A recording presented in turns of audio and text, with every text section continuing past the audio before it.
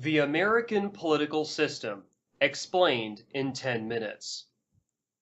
The American system of government is ideologically based upon classically liberal republicanism. Historically, this stemmed from the colonial era committees of safety, as well as the original committees of safety in England during the English Civil War of the mid-17th century.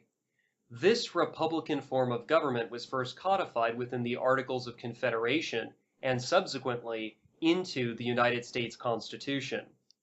Thanks to the Philadelphia Convention of 1787 and their socialization of the war debt, the federal Constitution established the framework for the operating structure of the central government, which is composed of three branches: the legislative, the executive, and the judicial.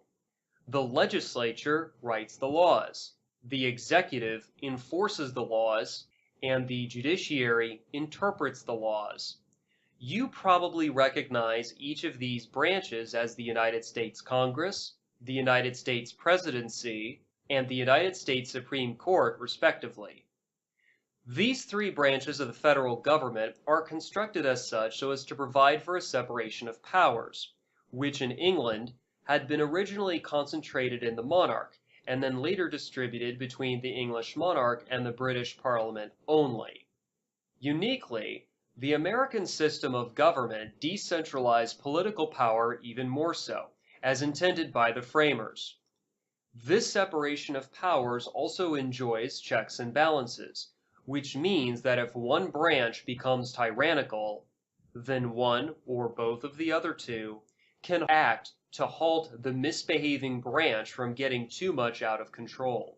You must keep in mind that the separation of powers are not just horizontal, but also vertical, by which I mean that each American government has its own three branches, generally speaking.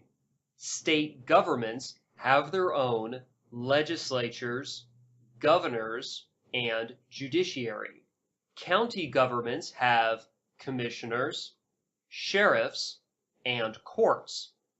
Municipalities, that is, city governments, commonly have city councils, mayors, and judges. Yet, the reality of the situation is that the three branches of the federal government, the Congress, the President, and the Supreme Court, begrudgingly cooperate with each other. For example, the President can propose laws to the Congress, and the Congress will pass those laws because it will allow them to not only keep their seats, but also bring pork, that is, stolen loot, back to their own congressional districts. Similarly, the Congress can delegate to the President some of their enumerated powers that were reserved for their use only by the Constitution, such as instead of declaring war, the Congress delegates to the President a loose authorization to send troops to kill overseas with no identifiable enemy or goal being declared at all, in blatant violation of the Constitution. Lastly, if the Supreme Court and their inferior courts simply rubber stamp everything that the Congress and the President do, then there is certainly no separation of powers, because not only do these judges refuse to perform judicial review, but they'd rather exercise constitutional avoidance by dodging the constitutionality of a matter brought before them for a ruling decision. According to the Constitution, these public servants acquire their public offices in noticeably different ways. Supreme Court judges are nominated by the President and then confirmed by the Senate. Judges of both the Supreme Court and the inferior courts are not elected. Article 1 says that the Congress, which is a bicameral, two-house legislature, are elected to their public offices. But the original intent of the framers conducted these elections in noticeably different ways. The House of Representatives are popularly elected by the voters within their congressional districts. Just to be clear, by the concept popular vote, I mean the purely democratic function of the citizenry casting ballots for candidates who, upon winning their respective elections, assume their public office. However, the Senate were elected or appointed by the several state legislatures. Yet, unfortunately, this was altered by the ratification of the 17th Amendment, which means that now federal senators are popularly elected by voters.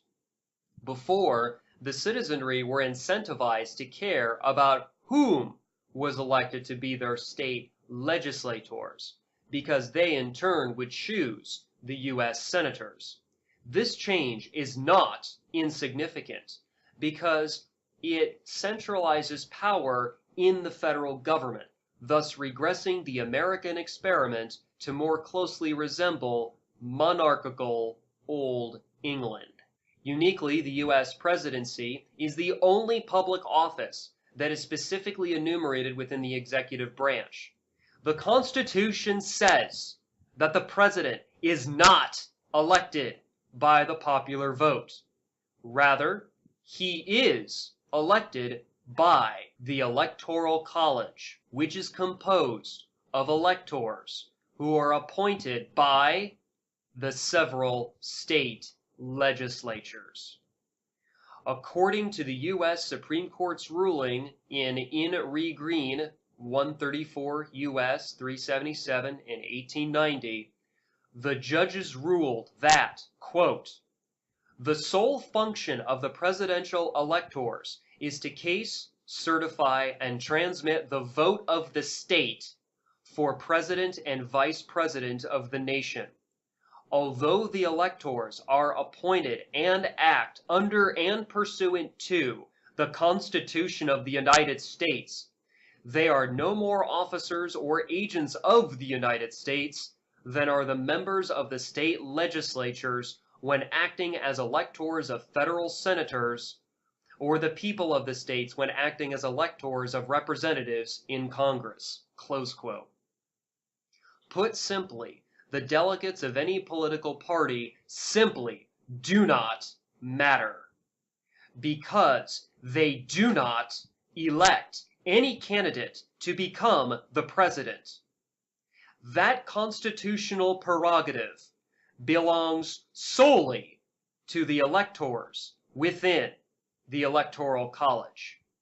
According to the United States Constitution Annotated, which is published by the Government Printing Office, quote, electors constitutionally remain free to cast their ballots for any person they wish, and occasionally they have done so, close quote.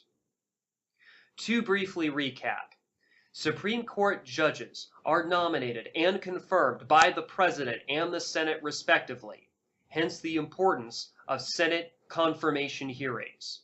The entirety of the Congress is now elected by the popular vote. The President is elected by the Electoral College, whose own electors are appointed by the several state legislatures.